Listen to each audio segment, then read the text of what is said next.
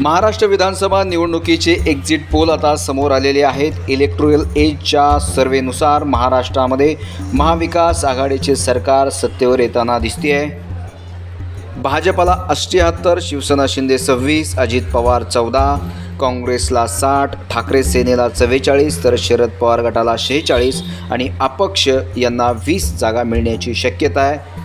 Electoral एजनुसार महाराष्ट्रामध्ये महाविकास आघाडीचं सरकार हे सत्तेवर येताना दिसतं आहे। तर चाणक्यचा एक सर्वे समोर आलेला आहे, त्यामध्ये भारतीय जनता पार्टीला 90पेक्षा अधिक जागा मिळण्याची शक्यता आहे। शिवसेना शिंदे 48 प्लस आहे, अजित पवार गट हा 22 जागा प्लस आहे, काँग्रेस 63 प्लस आहे, ठाकरे सेना 35 प्लस आहे, शरद पवार गट हा 40 प्लस आहे, तर इतर म्हणजे अपक्ष यांना 6 ते 8 जागा मिळण्याची शक्यता चाणक्यच्या सर्वेनुसार दाखविण्यात येत आहे। महायुतीला एकूण 152 ते 160 पर्यंत जागा मिळण्याची शक्यता आहे, तर महाविकास आघाडीला 130 ते 138 जागा मिळण्याची शक्यता आहे, असा चाणक्यचा सर्वे आहे।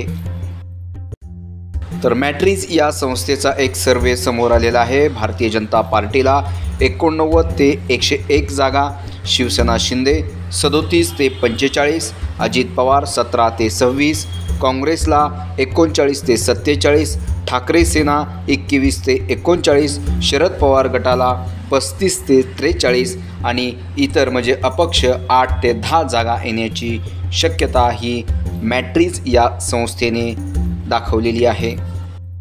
सर्वेनुसार ही आकडेवारी समोर आली असली तर 23 तारखेला खरं चित्र स्पष्ट होणार आहे। यासारख्या अन्य बातम्या बघण्यासाठी तुम्ही आमच्या चॅनलला लाईक करा, शेअर करा, सबस्क्राईब करा। धन्यवाद।